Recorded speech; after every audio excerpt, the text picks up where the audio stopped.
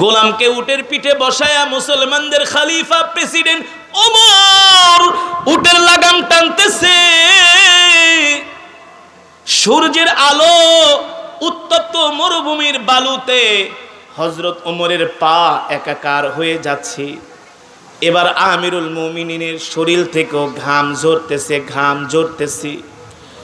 গোলাম যতটুকুন রাস্তা উটের লাগাম টানছে, হযরত ওমর ততটুকুন রাস্তায় উটের লাগাম টানছে।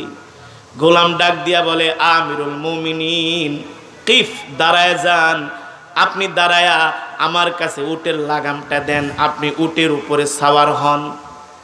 হযরত ওমর বলে, না না না, এক কদমও কম হবে না, যতগুলো রাস্তা তুমি উটের লাগাম টেনেছো তার চাইতে আরো বেশি সময় আমি উটের লাগাম টানবো, তুমি বসে বসে আরাম করো। আল্লাহু আকবার।